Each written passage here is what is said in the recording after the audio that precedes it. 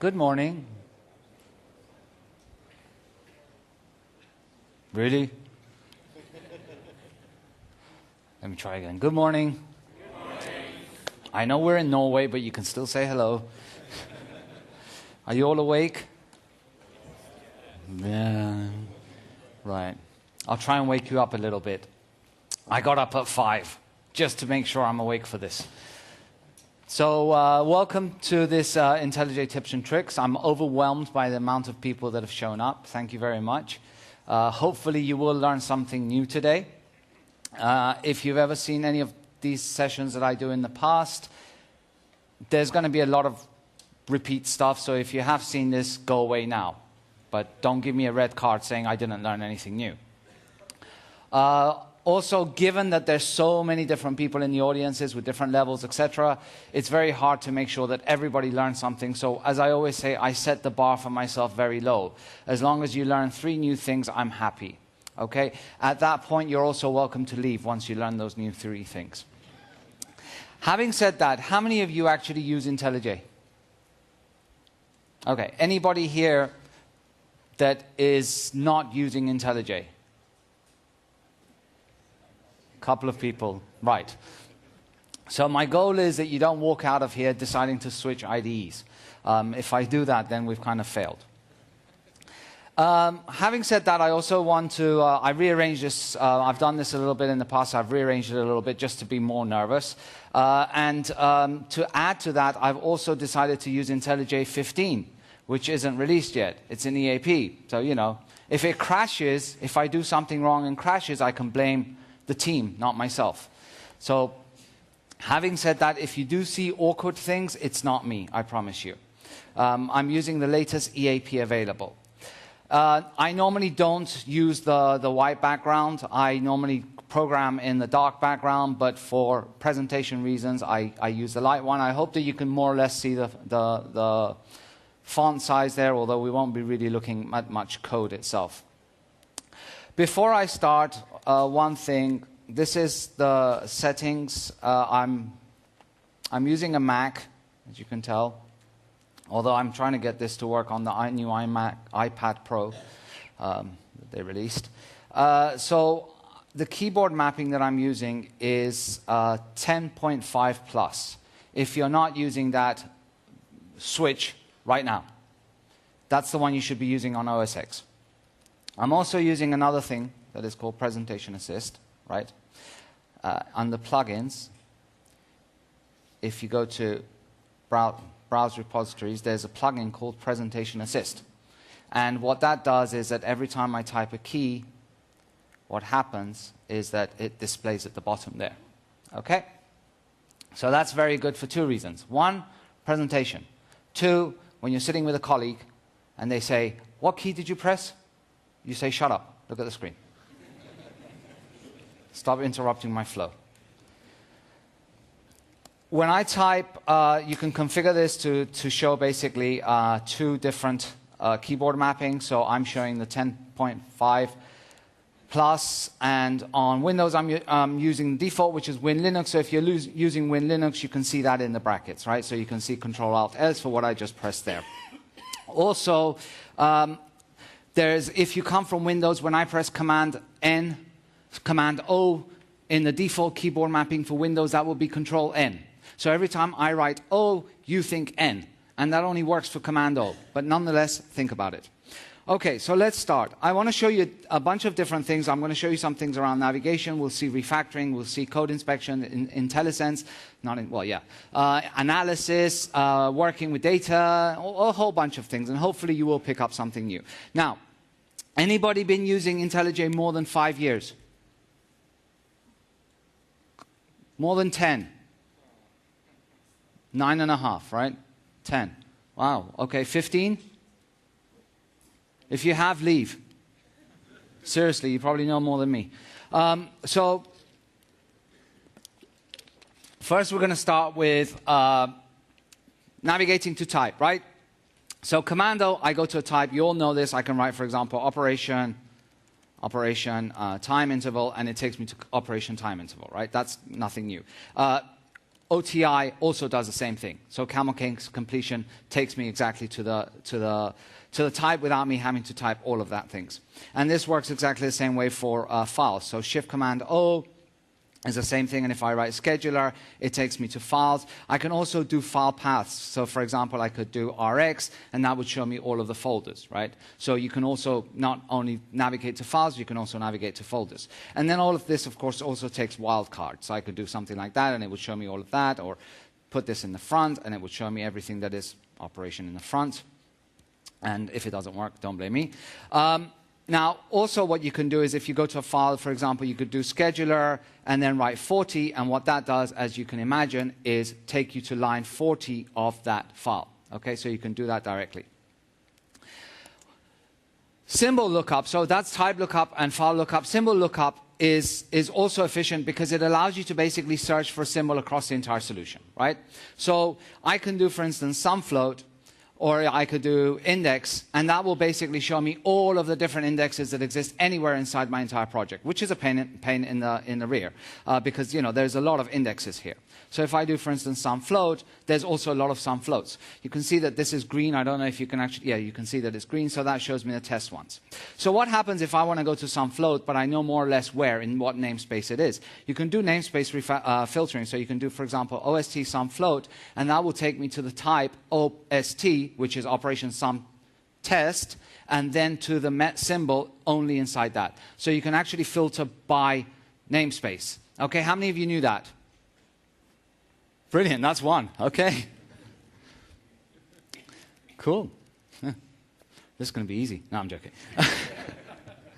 So, if you don't want to use any of these symbol lookups to search for things, you can do it the old-fashioned way and go to find in path, which you would only do this if you're using an editor, right? So, for instance, I could say sum float, and notice that inside IntelliJ 15, we already have a preview window here. Right, so you don't actually have to navigate to it. You can actually see it in the preview, right? Without having to close the dialog box and invoke it. Now, again, don't search like that unless your life depends on it. What else? So, double shift gives you search everywhere. You know this? Okay. So search everywhere is basically search for anything everywhere, absolutely anything. So I could do operation time interval again here, and it would also show me operation time no, there isn't. Operation take time whatever, and it will show me a type. I can tab and go to, well, that's file, right? I can tab, go to classes, tab, go to more, tab again, go to files, and go through all of the different sections. But it searches not only for types and files, etc., it searches anything. So for instance, if I say presentation assist, you can see that it shows me, for example, plugins down here, actions, toggle presentation mode, everything. So things that you don't know where they are, you can basically look them up in Search Everywhere. Search Everywhere also allows you to do history, so you can press left arrow key and get history. If you press right arrow key, you just move forward. Okay, so there's no history moving forward. Now, you can use Search Everywhere basically for looking up types, files, etc. We optimized it drastically in IntelliJ 14 so that basically it gives you the same speed as looking up a type. Some people prefer to narrow it down to type. I, out of custom, normally just use Command O to look for types. As you can see in 15, there have been some issues in performance, which we've got to get back to. Right. Also, what you can do here is if I do, for example, person debugger here, you can see that, or default, you can see that I have the default package run configuration, right? So I could actually hit enter here and run this without having to go to the mouse and hit it there. If I press the shift, you can see that the debug turns into a run. Okay? So really you can use this for anything. If you don't know where something is, just look it up in Search Everywhere. One thing that I try and recommend is when you're learning IntelliJ, when you're using IntelliJ, try and not use the mouse at all. Unplug it, destroy it, smash it. Just use the keyboard. Right? And as you can see, I'm not using a mouse here. Touchpad doesn't count, and it's only for demo purposes. But really, pretty much we've designed IntelliJ so that anything you want, you can pretty much do with the actual keyboard and not have to rely on the mouse so much. Now, if you notice something here, as I change types, go to a bunch of different ones, does anybody notice anything in my IDE? Apart from it's very small right now. I'll give you a hint. It's what? It's shaking. That's the screen. Oh. Oh, yeah. Well, yeah, that's synced, yes. And I'll tell you about that in a second. No, I don't have tabs. You notice I don't have tabs? I don't use tabs. In fact, what I'll show you with tabs is I'll go to tabs and show you what I do with tabs. I always switch them off, right? You don't need tabs, trust me. It's horrible. So we have bug reports in our... we have bug reports that say... Where's my tabs gone? Yeah, so there's bug reports that say, if I open up 60 tabs, they jump. You don't open up 60 tabs. I'm sorry, you just don't do things like that. Okay, so that will not be fixed, hopefully. Really though, you don't need tabs. In IntelliJ, you don't need tabs. Tabs are probably the most inefficient way of navigation. Really, they are. So why do you want tabs open? Because if you have multiple tabs, what you're going to end up doing is having to use the mouse to go back and forth through the tabs. You can number them, you can put mnemonics, you can do whatever you want, you can color code them. No, don't do that. You know how to navigate with the types, but more importantly, if I double-click search everywhere, you see what it shows up? It says recent files. By default, it shows recent files. Command E is your friend. Command E is recent files. So it shows you the recent files you've been to. If you hit Command E, Enter, it will toggle back and forth between the two files you've been to. Shift Command E shows you recent edited files. So you can pinpoint down to the actual files you've been editing. Command left square brackets, Command right square brackets, navigate back and forth through where you are. On each of these windows, you can also search. If I go navigate to test, I can search through that. Right? Just like the project window. If I go to the project window, which you get to, by the way, with Command 1, open and close, right? I can also search here. I can do extract delegate here. I can search everywhere. I don't need tabs. Just use the power of the navigation that IntelliJ gives you, and don't take up all of that messy tabs in your workflow, in your screen. It really is horrible, really. I'm not passionate about tabs. So one of the things that you were mentioning is on the project, you can see that as I change files here, for example, operation preferences, and there you go. Well, that's not part of the project. But as I change, you see that it syncs here. Now, you can make this sync. It doesn't actually, but it can sync. So you can select Autoscroll to source or Autoscroll from source. And basically what this means is that when I change to a source file, it will scroll for me on the project window. When I change from the project window to the source file, it will auto-change. I don't have Autoscroll to source enabled. I don't really like it. I do have Autoscroll from source. So I always know where I am in the project window when I navigate to a different file. If you're in the actual project window and you can go, for example, to a type, where is everything? Oh, yeah, you do have to expand this for it to actually work, which is a major... Oh, I'm in the wrong one. Operation... Oh, there you go. So that's an actual little bug. I'm going to close this so it doesn't confuse me anymore for now. Right. So operation timeout, and I come here. You can see that it doesn't scroll, right? I can hit escape and then focus on the actual browser, hit Command 1 again, get out of the browser, or hit F4 and open the window and get the cursor directly in there. Okay, so my recommendation is do Autoscroll to source, but don't do Autoscroll from source. It works better and the flow is a little bit better. Any questions? Nope, good. Seriously, any questions?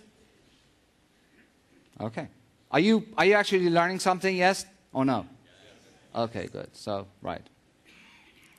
What else?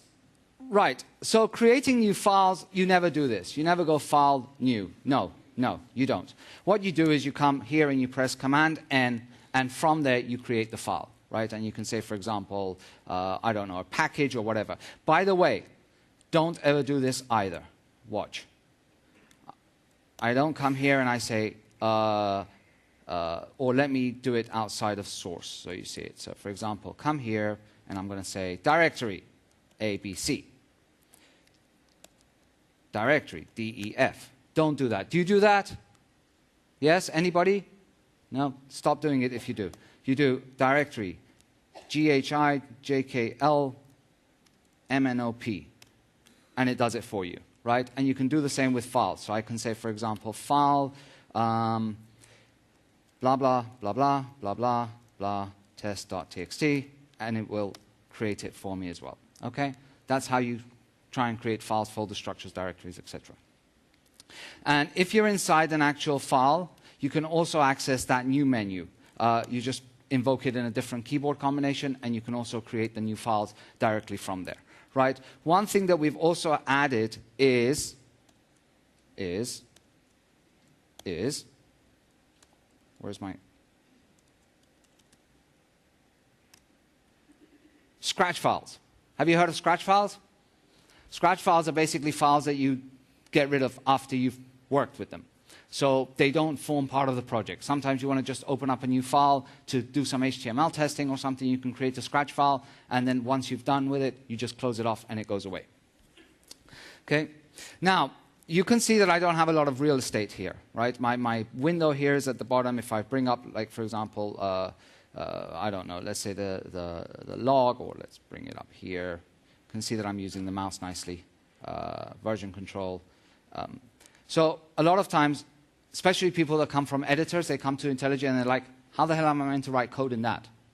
You don't, right? There's no real estate there. You have to hide all the windows, okay? And you can hide all the windows with a quick shortcut, Shift-Command F12, and that basically goes back to what you had and what you didn't have. And then you can also hide these icons here. You see when I do Shift-Command F12, these panels are still available. I can hide these, and they're gone as well. Right? And then if I want to go back to the previous mode I was, easily get in and out. I could do double click on the command key and also get the windows back, let go, and lose them. If you don't like that, what you can also do is enter what we call distraction-free mode, which basically gets rid of absolutely everything, and you just get the editor. Okay? You can still access stuff, but otherwise everything else is gone. There's also another mode which is similar, but it's called presentation mode. The difference is that that is very much more for presentations that enlarge everything and make it big, and as you can see, it's so great that I never use it. I don't know, I just don't use it. Okay, now working with actual code, let's go to outside of tests. We don't like tests, do we?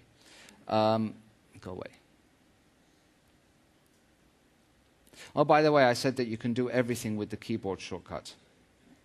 In fact, you can even resize windows without using the mouse. Okay? So I'm here. How do you select code in IntelliJ?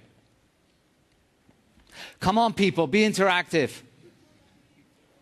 Control W, yes, or Command W. No, that closes. And that's why we called it 10.5 plus, because we pissed off a lot of Mac users. So on Mac, what you do is you press Alt Up, and that selects the word. And this is context aware. So now it selects the line, and then it will select the method, and then the class, and then the entire outer class, and then the entire package, right? And you could shrink as well. If you place the cursor on an empty line, you just press Command Up, Alt Up.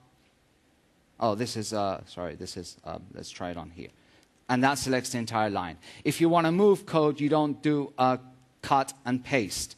Right? You actually use the functionality we have to move code around and place it in places that are awful and won't compile. If by accident you do something like this, Control X, and then you come down here and press Control V, instead of pressing Control V, you press Control X again, you've just lost your keyboard, your clipboard. What you do is you do Shift Command V, and you get your clipboard back. Okay? You get all the entire clipboard history. Okay? And then select it again and put it where it belongs. If you want to delete a line, just press Control Y.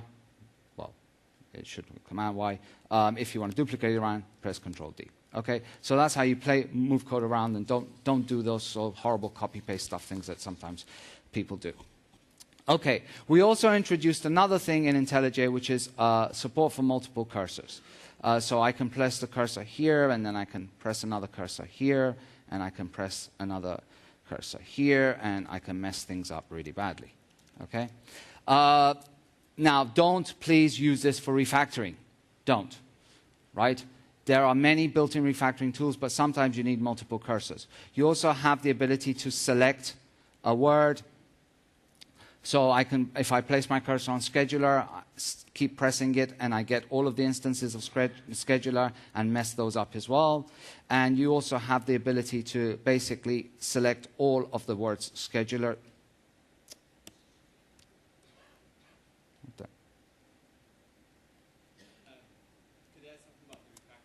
Yes. Because often, if I need to rename scheduler, I often use multiple cursors because if I do the rename, it ends up doing a full project scan and takes ages.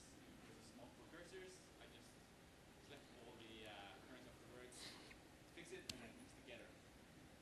But Not the class, the variable, which is local to this file. yeah, but you should be able to do the refactoring in scope as well. Okay, we'll see that when we get to refactoring. So yeah, also control command, it should be control command G will select all of the scheduler words, okay, and get multiple cursors there. And of course, you can also do a copy and a paste with multiple cursors as well, okay? Now, if you want to get the full power of editors like Vim, you can also install a plugin which is called Idea Vim. How many of you use it? So Idea Vim gives you the ability to basically plugins, and then go to install JetBrains plugin, Idea Vim, right? And now you get kind of the best of both worlds. You get all of the navigation that is semantically aware of the project, and then you also get all of the features that Vim provides you with the ability to work with actual text. Once you install it, don't call us if you don't know how to exit, because that tends to happen with Vim. Also, often people install it and they're like, I can't type anywhere anymore in my IDE. I don't personally use it. People do. More or less, they say it's okay. If you want to clean up code, so for instance, let's go and find something that I could element add. Let's go to, not that one. I think I messed this up recently. Anyway, okay, so look at this. This is horrible code, right? That really looks horrible. And if I just want to get the indentation right, what I can do is basically just select that and then hit Control-Alt-I to get the indentation done. If I want to reformat the entire code, so I could just do, be anywhere and then just do Alt-Command-L and reformat the entire code. So again, don't spend too much time reformatting code manually, right? The code cleanup, all of these do it. So cleanup code cleanup basically allows you to clean up the entire project without you having to do it. One thing that we introduced, and when you're doing code cleanup, of course, you need to define your code style. So I can come, for instance, to Java here and define my code style, which I can manage. I can import, export, share between projects. And if you've really got nothing better to do in your life, you can go through all of these options and define your different code styles. The only thing that I do recommend, and having come from .NET and C#, I find it horrendous that I have to import every symbol manually in Java, or that there's an import automatically. And in fact, Kevlin was here last year giving a talk, and he asked this question, like, why on Stack Overflow, if you go and you say, why in Java do you import each symbol manually, explicitly? And the top answers were, any good IDE will take care of it for you, which isn't the actual answer to the question, right? Nobody knows. Well, somebody knew. It was called Swing, but apart from that, let's forget it. So what you can actually do here is say, convert imports. As soon as I have 2 or more imports, convert them to import star, and it will also do that for you while doing auto import or while doing code cleanup. Right.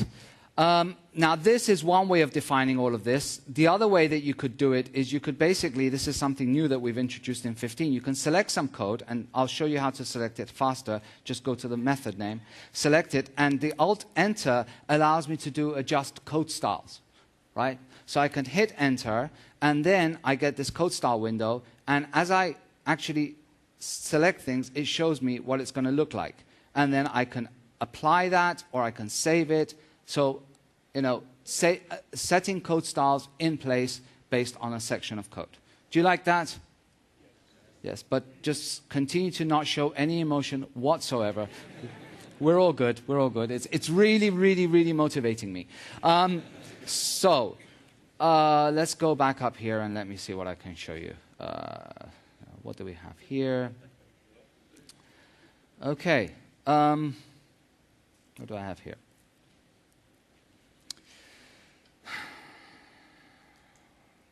Right, new Java class. Bada bing. Okay, string. Now, you've got to forgive me, I don't normally write too much Java. I'm mostly Kotlin nowadays, but anyway. Let's write some JSON. We all love to write JSON, right? So here we go. Name.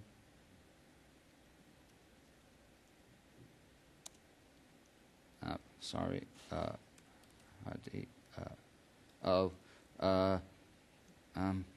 No. Did I get... is that... Oh, okay. That's cool. No? How many of you do that? Brilliant. Well, then I'm not going to show you how to do it properly. I mean, if none of you do that, fine. The other way to do this is, how many of you use language injections in IntelliJ? So what you can do here is you can say Alt-Enter and inject language and say JSON. And now that string, IntelliJ interprets it as JSON. And I can come back here and JSON. And I should be able to come back and get the JSON editor, edit JSON, and now here I can write JSON.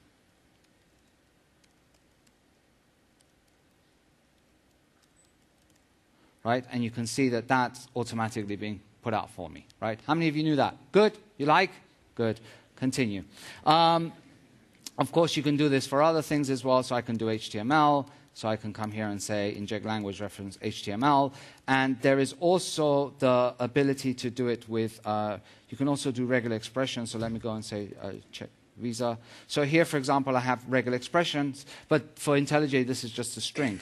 I can just say inject language reference, regular expression. And now it will interpret that as regular expression. And then I can also do check regular expression. Right? So if I do that, for instance, or I can say, so this is a typical Visa card that has to start with 4. So if I put a 4 there, it validates it. If I add another digit, it doesn't. Okay? So that normally what you do is regular expressions, you search on Google and you paste. Because I made a promise to myself to go to my grave not learning regular expressions, and I'm still hoping to stick by that. Okay. Right, so that's a little bit working with the editor, etc. Let me show you some things around completion. So buffered, let's see, big mighty class. Okay, so. Oh, I love my little politically incorrect references here to countries and stuff. I'm from Spain, so I can criticize as much as I want Spain. Okay, so here's a buffer new reader, and let me show you how you could basically do this. If you say buffered reader equals new, and now get completion, and that gives you basically everything there is, right? You don't use completion as much. You should use smart completion. Smart completion is going to limit it down to what actually makes sense. Yeah? If I have a buffered reader, only certain things I can create instances of, right? And also, this is already done, but I'll remove this for you so that you can see. Make sure that when you do, for example, file new reader, often also people lose this and they're like, ooh, how do I get access to that information? You don't delete this and do that again. You can press Command P to get parameter info, right? And in fact, here also what you could do is, well, no, I'll show that in a second. File reader, so I say abc.txt. That gives you Alt-Enter to add exception handler to it. So you kind of let IntelliJ work the completion for you. Okay? So that's smart completion or smart typing. Then you also have the ability to, for example, if I do singleton, you can import singleton, stringleton, no, singleton. Singleton. So you can do imports also. You can do double or second completion. So for instance, let's say I have a string lines, I could do reader, and if I invoke it again, it will say reader.readLine, which you wouldn't do like that, but anyway, it allows you to basically chain methods and smartly allow you to do second completion. So that's invoking the same completion you just invoked, invoke it a second time. Also here, let me see if we, for example, going back to this buffer reader, new buffered reader, and does this take, well, it doesn't. It takes, so if I press, oh, never mind, I'll show you in a second. Okay, what else? Hippie completion. So how many of you have heard of hippie completion? Right, so let's go to, where was that? That was in person, I think. Person. So, hippie completion, if I type T and then press hippie completion, it will loop through all of the things that match that T, right? So if I write teller, it basically is going to do the same thing, right? It's going to go through each of the different ones, and that's with alt slash, okay? Of course, there's also templates. So if you're familiar with templates, you go to live edits, live templates, and here you can basically create your own set of templates. So for Kotlin, for Java, for anything you want other. So PSVM is the one that spits out the public static void method. These are placeholders. End has a special meaning, but you can add as many placeholders here as you want. So you can see that basically each of these are placeholders and variables. You can edit these variables. You can instantiate them. You can give them values that are already being instantiated. You can apply macros to it, all of these things. And then you can spit all this out with templates. So Command J, and that gives you templates, right? Now, in addition to templates, you also have surround templates. So for instance, if I have this buffered reader, or let's go down to here, over here. So I don't know. I want to wrap this inside a try-catch for whatever reason, right? So what I could do is invoke the surround with and then say try-catch, and that would wrap that inside this try-catch. Okay, so it's the basic same concept of live templates, but with surround templates.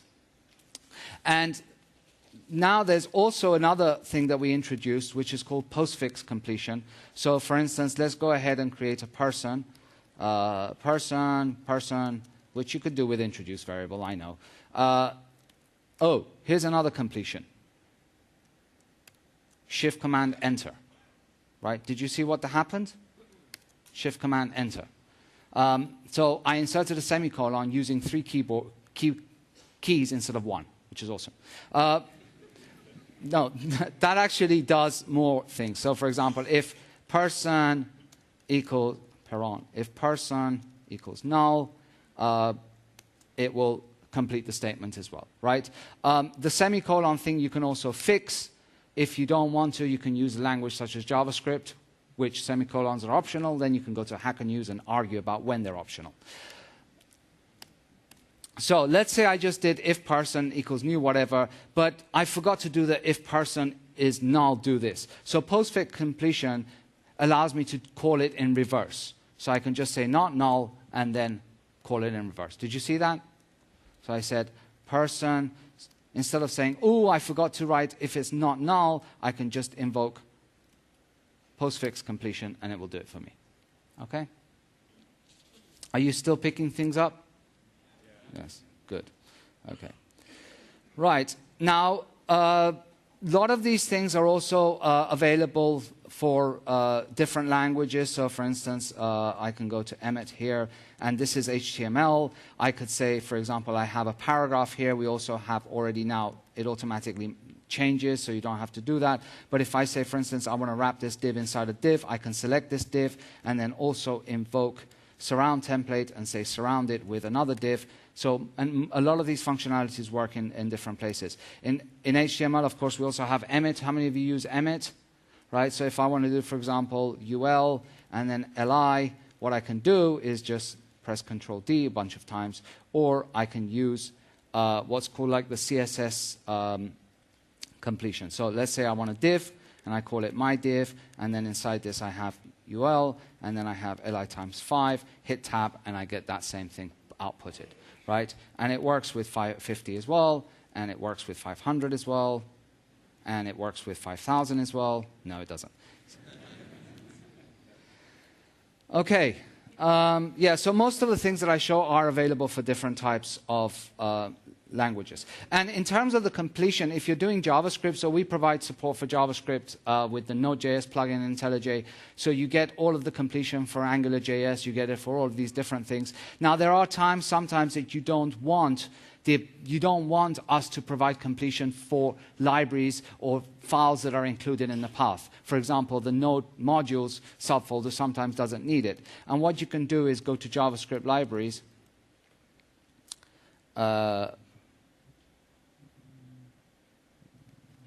Don't I have the thingy installed? Well, I can show it a different way. JavaScript libraries, and then add these as external, and then that way it tells IntelliJ not to worry about this in terms of analysis and things like that. So that's what the external ones are. The ones that you add here are the ones that it will invoke for completion, etc. Okay?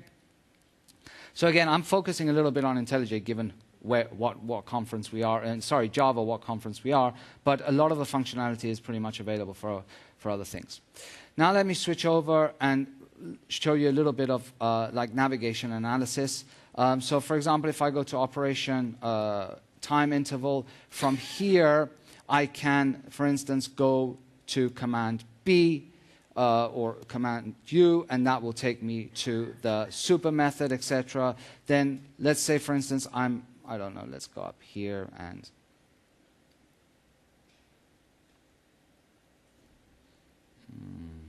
hold on, what do we have here? Observable, right? So Alt Command B, that will give me all of the different implementations of observable. Again, here on all the windows, basically you can search in IntelliJ. You don't have to do any manual scrolling. And you know, there's a lot of different ways to navigate back and forth. So you can go to superclass, you can go to the type class, etc. So in observable, for instance, there's also something that people rarely, I find that they use, which is the type hierarchy. So that gives you a hierarchy of the actual type. If you go to a method, for instance, let's go to lift. On the method, you can also get the type hierarchy, which is Shift Command H. So that gives you the same thing, but for method hierarchies. Okay. Sometimes when you're in the actual file, you can press Command F12 to give you a pop-up of the structure, right? Which is a floating thing. So I can say, for instance, long count and go directly to that without having to do the symbol lookup. Of course, you can always have that present as well by pressing Command 7. So that's also just basically docked, or I normally use it pop-up. I never really have it docked there. Okay. Now, as you can see here in IntelliJ, one of the things we have, oh, by the way, this thing here is very annoying. You see this? Navigation bar? It's great because I can select it and I can actually create new files and everything, but again, it takes up valuable space. So what you do is you switch it off, and if you ever want it, just invoke it. And then you can just invoke it from here, and from there you can continue to create files and everything. Okay? I just saw that and I forgot to tell you about it. So inspections.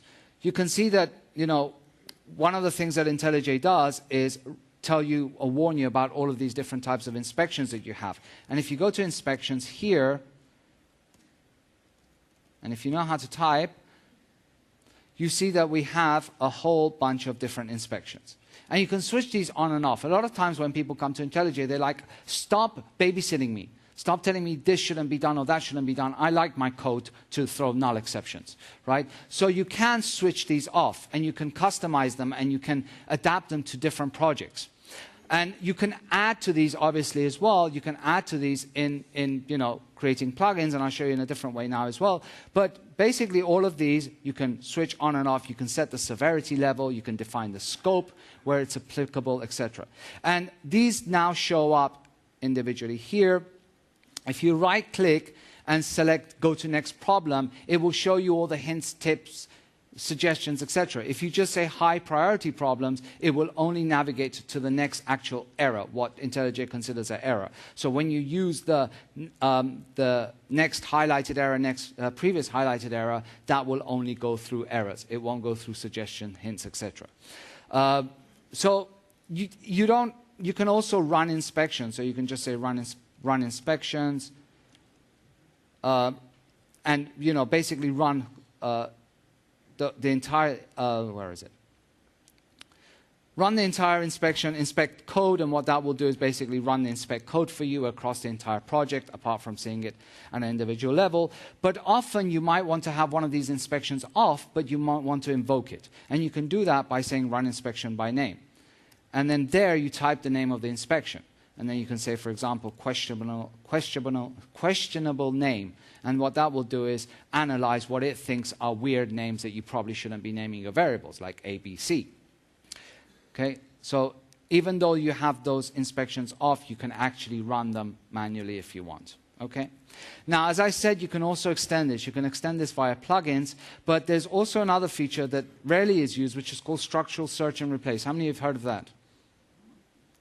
So what structural search and replace does is basically allow you to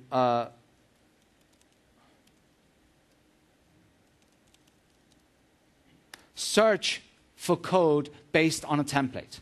So it's kind of like a powerful regular expression combined with placeholders for live templates, etc. And what I'm basically doing here is I'm defining a template where I say, try and find all places in my code that have empty catch exception blocks, which we all know isn't the greatest thing. And each of these you can then edit the variables and define different values and say, what type does it inherit from, etc. So if I hit find on this, you can see that it'll go throughout my code and says, look, here you have that issue.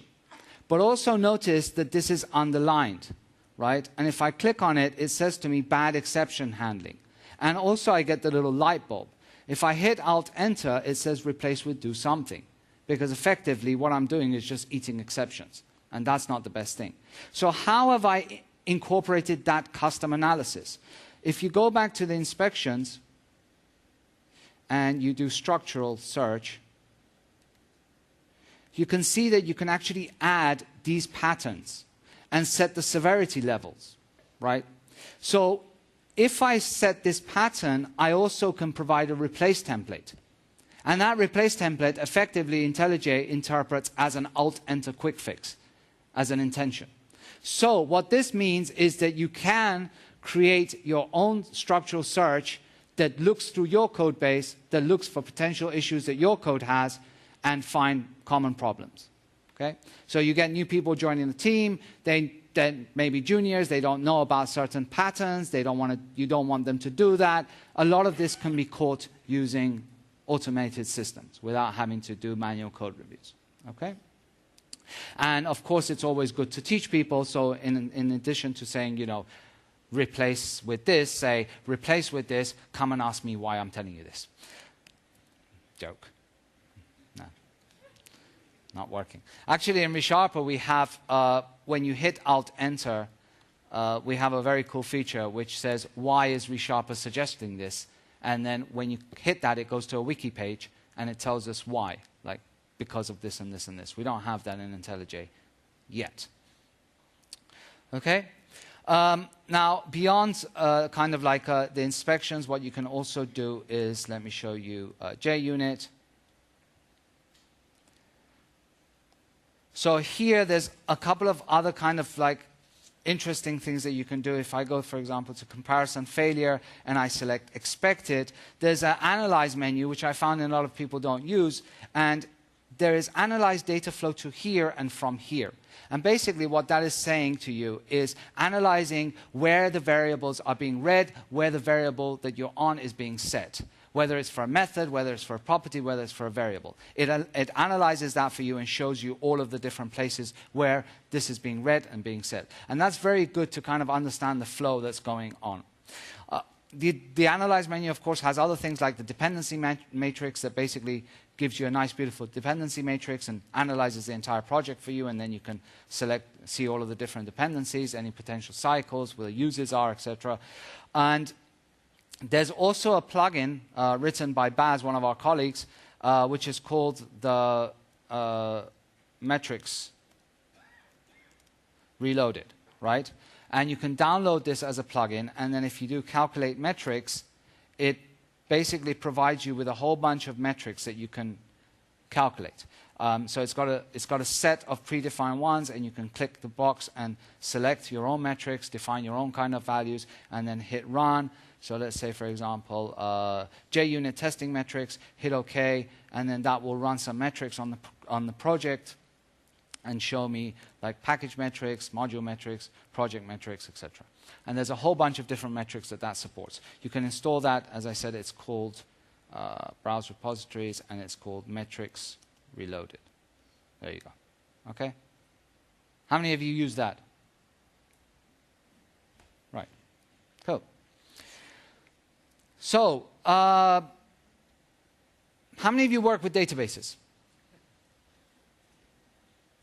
Right. How many of those are MongoDB when I said databases? Okay. Some people don't consider Mongo a database, but I'm not commenting on that. Right. So we also have support for basically SQL stuff, right? In databases, so if I click over here to, let me open this up, IntelliJ code samples. So query completion, for instance, here, right? I'm not judging anyone for putting SQL statements in strings, right? So let's just put that aside and pretend we're not talking about that. But if you do these kind of things, there is completion. You can get all of that hooked up. Then you can basically come here and hit Alt-Enter and say, run query in console, and that will run the query in console for you and say to you that the library is used incorrectly and blow up for me. Oh. If the first time fails, just do it again. So you get all of this information here. So, you know, we provide good support. And if I click here and say Control F6, rename to not a resource, you can get basically refactoring across your entire code base and across the database. Okay? So use the built-in tools that we provide for that kind of support with databases. We actually created a new product out of this, which has a very weird name, which is OXDBE, which won't be the final name, hopefully. And that basically gives you all of the database functionality in a simpler IDE. Okay, working with version control, some quick tips and tricks there. How many of you use Git? The majority of people use Git, right? So we support all of the different version controls. But let me switch back a second. I'm not going to go through all of the things that we support in version control, but just some things you might not be aware of. If you come here and select the version control, you can see that you have a log, and it represents all of the different check-ins, etc. I'm using Git here. You can select two different things, press Control-D, and see differences on those two commits. You can actually also, for instance, if you switch on Annotate, you get annotations of who made changes, etc. here. So I can bring this down. And let's say, for instance, I come here, and that's an annotation here. I can right-click here and say copy revision number, and then select that revision number, put it here, and it will show me that exact revision number in the actual log, right? And you can say I'm biased or what. I came from Visual Studio. I was really reluctant to using integration inside tools. For many years, I refused to do it with IntelliJ. I kept dropping back to the command line. But at some point, I picked it up, and I have to say that, in general, I'm pleased with it. You have all of the commit message box. So, for example, I can come here and say random nonsense, and then hit commit. Here you can do like the commit. You can run, reformat code, rearrange code, optimize imports, do all of the code analysis, check to-dos, etc., do uploads, all of these things, and then you can do a commit and push, create, patch, etc. So all of this is possible. We've even added the feature that during the commit, you can do a diff, and during the diff, you can even edit the files without having to switch out of the context of that dialog, directly in that dialog do editing. Then, of course, with the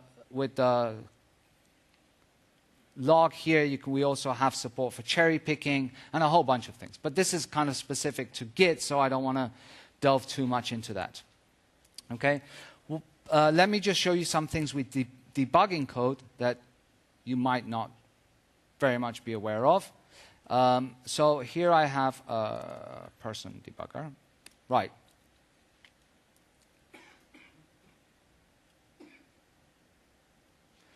So here we go. Okay. So here I have Java 8, lots of lambdas, looks beautiful. In 5 years, we'll be maintaining that stuff.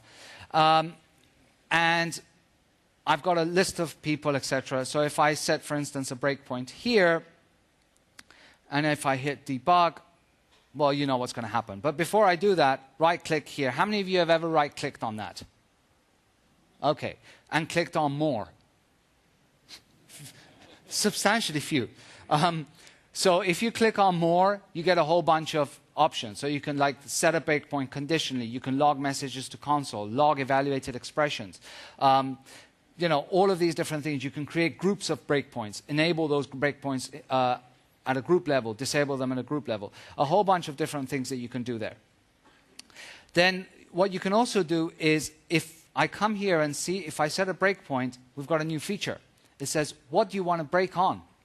Do you want to break on the entire line, or do you want to break on individual lambda expressions there? Right? Ooh, wow. First sign of emotion, 6 minutes left to the end of the talk. Thank you. Well, at least I feel a little bit better about myself. And you can actually come here as well and do run and debug, right? We've got the little gutter thing. So if you hit gutter here and I start to debug, you can see that it debugs everything. If I do a step into, so let's do this again. If I step into, you can see that I'm stepping into the different lambdas, right? And also notice, I don't know if you have noticed, that you get the inline variable, inline values, right? So you don't actually have to do hover over or anything like that. It already prints it out there for you. Okay? So those are some of the things. And then, of course, you can also do things like, I don't know, let's come here and let's force until they, well, okay, let me run this again. Don't know if you're aware of this one. Force run. So right-click here, and we can come to person list, and we can see all of these different person lists, and we can right-click on this and say show referring objects, and it shows all of the objects that are referring to that. So a bunch of things that often I find that people don't really use in the debugger that are also available. Okay. There is also the ability to right-click and say drop frame. So sometimes you've stepped one step too far, you can say drop frame and drop that immediate frame that you've been executing. We also have, I'm not going to show, but you also can now fully do evaluation of lambda expressions with code completion. When you do evaluate expression, you know, you get all of the code completion, anything you can, anything you want there, and list of people. You get all of that. You can even evaluate lambda expressions there. So use some of those features that we provide. Okay. In terms of refactoring, you notice that I didn't really mention much, because basically my only comment there is, you know, first see what IntelliJ provides you, right? First take a look at what it provides you, and then if it really doesn't, and then you looked up the help and everything, it says no, there is no way to do it, then what you do is try and do refactoring manually. But otherwise, most of the things are available. And what we also have is to basically press Control-T, look at the refactor menu, see what's there. If it's not there, ask us. If we say no, then do manual refactoring. There's support for, like, you know, we've even got the Lambda stuff now for Java 8. So, for example, if I come here, sample.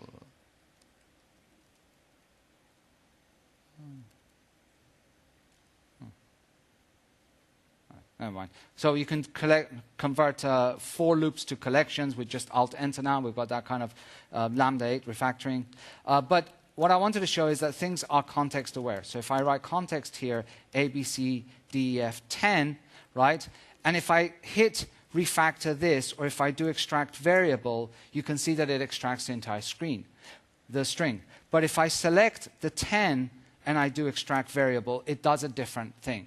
It extracts the integer. So be aware that some of the things are context aware when you're doing refactoring. Unfortunately, in ReSharper it is, but in IntelliJ it isn't. Control-T doesn't limit your... it offers you everything, and then if you try it in that context and it's not possible, it says it's not possible. In ReSharper, we actually limit it to what exactly can be done in that context. Okay? And last, before we finish off, let me just mention some things. Gradle and Maven, we have support. The only issue I sometimes find is with the refreshing of the dependencies. That's often an issue, but what you can do is normally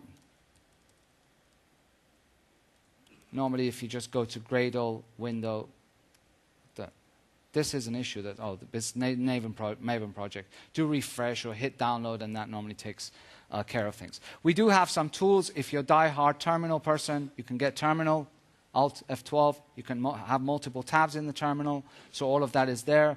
There's also the RESTful web service, which allows you to basically do any calls to any endpoint, HTTP endpoint, do get, post, put, delete, cookies, response, all of these different things are available from there. When you're working with version control, you can normally press Control-V to get a quick list of menu options, which are things that you normally work with when you're doing version control. These quick lists are actually customizable. Sorry. You can actually create your own quick lists. If you go to Preferences and go to Quick List, I can create my own quick lists, and inside those add elements, and then I can go to Key Map and then look up my actual quick list and also assign a menu shortcut to it, right? So you can create your own little menus with all of the little things that you want yourself and then use those.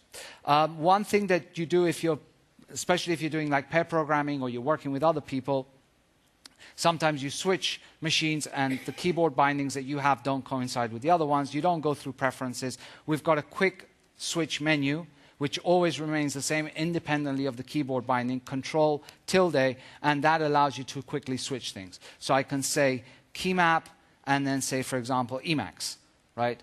And quickly, without any more dialogues, it switches the keyboard binding. And it does that for a bunch of other things like color scheme, dark color, default, etc.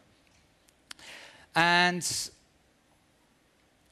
a lot of times you've noticed that I've used this keyboard combination, Shift, Command, A. Remember that one, right? That is when you don't know the keyboard binding for something, you can look it up by name. So rename, and it will invoke it. It's basically an action lookup. And it also sometimes says the quick shortcut key for it. So for example, refactor, you can see that it shows you the keyboard shortcut for it. So it's a good way to look things up, and also if you don't remember it, just do it. So I say, for example, structurally search, and I invoke structurally search, okay? Search structurally, right? So remember that keyboard shortcut. There's also a thing here called the help menu. I know nobody ever goes to it. And there's the default key map reference, which gives you one of these. And we've got a whole bunch printed at the booth, so if you want one, come and pick it up. And there's this other thing here, which I promise you that probably no one has ever gone to, which is called, I don't even know what it's called. Yeah, productivity guide. How many of you have seen that? Right. You probably imagine it's going to go to a website. No. It opens up a dialog box that shows you a lot of the things that I've been showing you. And it also tells you how many times you've used it and when you last used it. Right? So for instance, I can come here and say 79 smart type completion. It explains to you what that is. It shows you how to use it. It tells you when you used it and when you last used it. Right? I could have just started with that and then you could have all left. But not everything is there. Okay? And one thing that I promised not to show, because they said don't show it, it's still experimental, but I'm going to show it anyway, is how many of you know about the registry in IntelliJ? So if you do Shift Command A, type registry, this secret dialog box opens up. And this is like low-level settings that support don't want you to mess with. Right? Because if you start to touch these things, things might go wrong. One thing, I think we blogged about this already, is the zero latency typing, which is a new feature that we've been working on in IntelliJ 15. Hopefully it will make it, which basically reduces the typing latency that you've had or experienced sometimes even more by using certain different mechanisms for locking the canvas, etc. There's a blog post about it recently my colleague did. You can go read it. So this is how you can switch it on and off. But it's experimental, okay? And that was very, very hidden, okay? So with that, we're more or less done. Time is up, as it says here in red. So if you do have any questions, I'll be happy to answer them, and I'll also be at the booth for the rest of the day. Thank you.